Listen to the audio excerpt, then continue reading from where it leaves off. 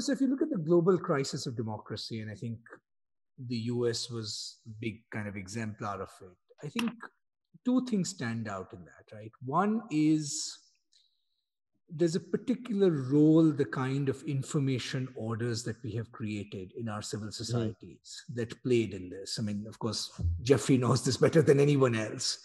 Not just the rise of social media, but the nexus between capital ownership and news media ownership, certainly an extraordinary issue in Indian democracy. Many would argue, actually, arguably the central thing corrupting it.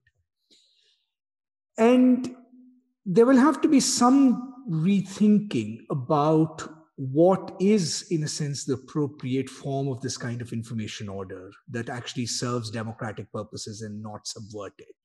I have no particular suggestions to offer here, but I do think this is a very important global conversation.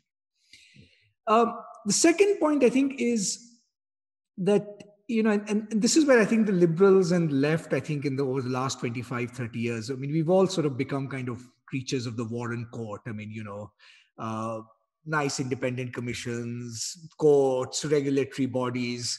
I mean, this was the revolution we tried to bring about the last 20, 30 years. And what we did in the process was we forgot the actual work of politics, right? Yes. Which is the actual work of politics is,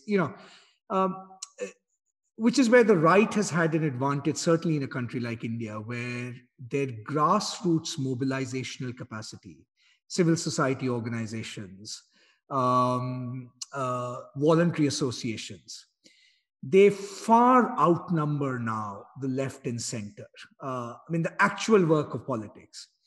And I think the one hopeful story from this election in the US, if you want to take a silver lining, is, if 4 years ago, at the beginning of the Trump wave, somebody had said Arizona and Georgia, the Democrats actually had a good chance there. We probably would have sort of, wondered about that. And there is some evidence that actually a lot of grassroots organizing of the very, very old-fashioned kind, right, did open up new political spaces and new political coalitions, right? And so in that sense, the actual hard work of politics, not just an over-reliance on elite institutions that depoliticize everything, I think is going to be quite important for the defense of democracy.